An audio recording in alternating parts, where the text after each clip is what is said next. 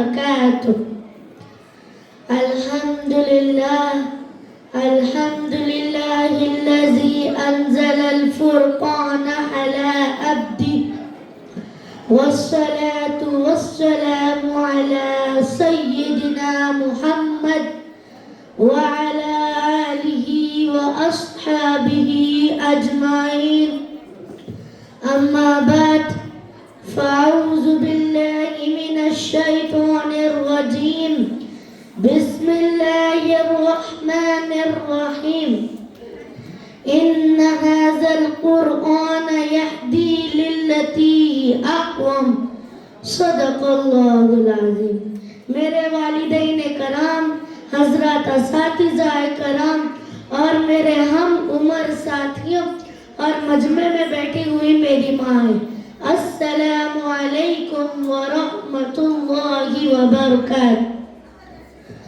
آج میں آپ کے سامنے جس موضوع پر لب کشائی کرنا چاہتی ہوں وہ ہے عظمت قرآن. قرآن مجید وہ عظمت والی کتاب ہے جس کے اندر کسی شک و شکر کی گنجائش نہیں. قرآن مجید وہ عظمت والی کتاب ہے جو ہمارے لیے رہبر ہے. قرآن مجید جس ذات کی طرف سے نازل ہوا وہ ذات بھی ایسی ذات ہے، اس ذات کے علاوہ کوئی عبادت کے لائق نہیں. وہ وحدہ لا شریک لہ ذات ہے.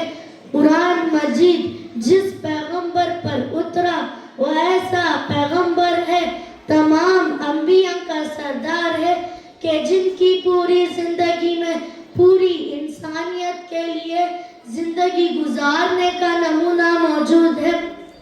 قرآن مجید وہ عظمت والی کتاب ہے جو ہمارے لیے رہبر ہے. قرآن مجید وہ عظمت والی کتاب ہے جو ہم کو قاتل کے درمیان فرق کرتی ہے. پھر کیوں نہ کہوں یا الہی تو ہمیں عامل قرآن کر دے، یا الہی تو ہمیں عامل قرآن کر دے، پھر نئے سرے سے مسلمان کو مسلمان کر دے. سامعین مکرم، اب ذرا اسلاک سے قرآن مجید کی عظمت معلوم کرتے ہیں. کسی نے امام اعظم ابو حنیفہ سے پوچھا، امام صاحب آپ نے قرآن کو کیسے پایا؟ انہوں نے کہا، میں اب تک قرآن مجید سے ہزاروں مسائل نکال چکا ہوں مگر ابھی تک قرآن کا معنی پورا نہیں ہوا. کسی نے امام غزالی سے پوچھا، امام صاحب آپ نے قرآن کو کیسے پایا؟ انہوں نے کوئی عجیب بات کہی. انہوں نے کہا، قرآن مجید آسان بھی ہے مشکل بھی ہے. آسان تو اتنا ہے کسی بھی 8 سال کے بچے کے سینے میں اتر جاتا ہے، محفوظ ہو جاتا ہے. مشکل اتنا ہے 1400 سال سے مولانا، مفتیان، مفسرین قرآن میں غوطہ-زن ہے لیکن ابھی تک کوئی بھی اس موتی کو حاصل کرنے میں کامیاب نہیں ہو سکا. کسی نے امام احمد بن حنبل سے پوچھا، امام صاحب آپ نے قرآن کو کیسے پایا؟ انہوں نے کوئی عجیب بات کہی. انہوں نے کہا، ایک دفعہ میں نے خواب میں اللہ کی زیارت کی.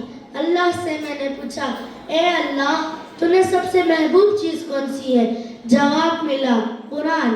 پھر میں نے پوچھا، فَحْمَنَّهُ كَانَ بِلَا فَهْمِهِمْ، سمجھ کر پڑھے تب تجھے پسند، بغیر سمجھے پڑھے تب تجھے پسند.